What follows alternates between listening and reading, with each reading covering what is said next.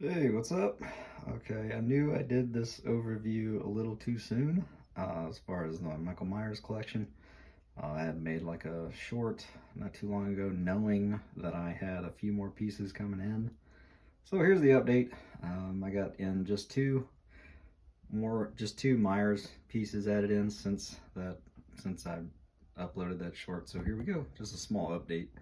I finally went after this Waxworks from Waxwork Records. This what you call spinature.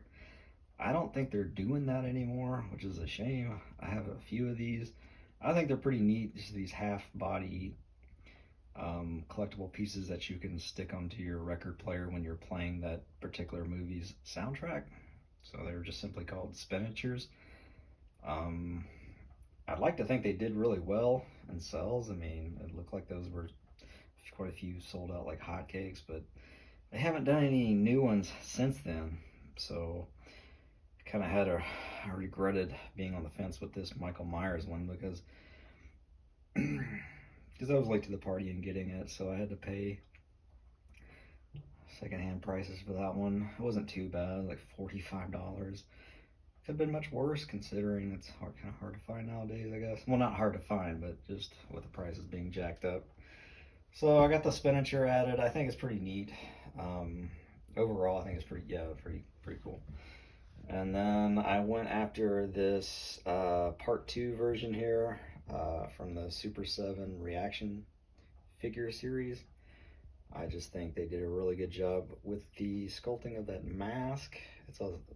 Definitely an improvement over their uh, very first one there. That's based off the first Halloween. So they definitely, man, they really did some improvement with that face. So that's just the two I've got added in. There's a few more things I want to like add in onto this shelf. I've got one cool vinyl figure pre-ordered. Hopefully that happens in August. That's the date so far for that one from the Mondo shop. I think it's going to be pretty neat. A big scale size vinyl Myers figure is going to be awesome. And so that's my setup look so far. I probably need to add in some like I did before, put in some of those decorative leaves here and there. I kind of want to do that. And I think that'll be it as far as collecting Halloween stuff. I mean, I say that, so something's got to go because I don't want the whole room to be Halloween Myra stuff. That's just me personally. I don't want too much of one specific thing. So it's kind of like collecting Universal monsters. This stuff can easily get out of hand. So I'm trying to be picky.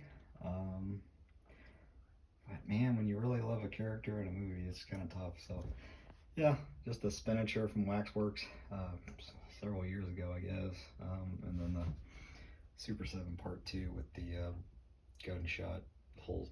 Anyways, I'm rambling. So eventually, I'd like to sculpt a Myers figure of my own and see how that turns out and get that in there. There's another mini. A friend of mine did a good job sculpting. I want to try to get that as well at some point, and I'm gonna have to be done. I got space back there for the vinyl figure that I'm excited about, and I think the height on that one might be good enough to where I might not have to use something like this to sort of like prop it up a little higher just so it could be seen better. But we'll see. I'll give an update once that drops. Um, Definitely a fan of the vinyl toys because the durability. Um, it's just good stuff. You can drop it and don't have to worry about things snapping or breaking. So, uh, you guys are going to think I'm nuts, but my favorite part two Myers toy as of now is that Bindi. Is there something about that Bindi? It's just perfect. Like the way they captured the face, the overall shape of the body, the way that hand is like, it's such a fun toy. I'm not really that crazy about Bindis. I like some of the vintage Bindi toys, but they really just captured that part two vibe for this Bindi. I forget the company that did that. It's recent. It hasn't been out that long and goes for pretty cheap. Well, I say cheap, but like just goes for like cheaper than like the NECA figurines and whatnot. So, and then that, fucking amazing. That reminds me of the old style McFarlane, is what Trick or Treat's doing. I love how there's no joint break in the legs. It's just a solid, nice statue. That's what I want. I don't really care about, I've never really cared for like over, or what am I trying to say? I never really cared for like figurines that had so much articulation because it just looks like a chewed up toy. I don't know. I've just never liked that look. I prefer like the statue. And I'm really not into, if I'm being honest, while I'm talking about this, I'm not into like the cloth. I've never collected too many of these 1/6 scale figurines because I've just never been crazy about the cloth material. I just prefer everything to be sculpted like this guy here.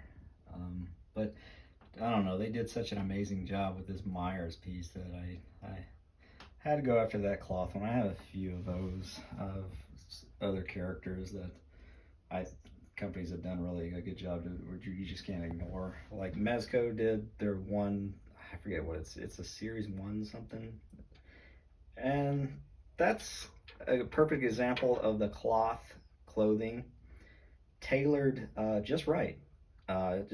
It's just right, and all the fit and everything looks really good. I just never got into the Mego toys. That's why I avoid those, because they just look really bad. I was gonna go after a Creepshow Nate, and decided to wait on some toy reviews, and that is just a disaster of a Mego toy. It's crumbling and everything. So, and the fact that the hands and feet are never sculpted on those Amigo toys that bothers me. So I'm picky about certain things. You'll see no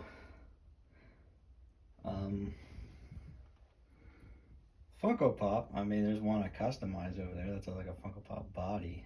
Just customized that with putting a different head on it, and it's awesome. So, sorry about that. I got this open to try to. Anyway, I'm rambling. There's my update on my Michael Myers Halloween stuff. Later. Take it easy.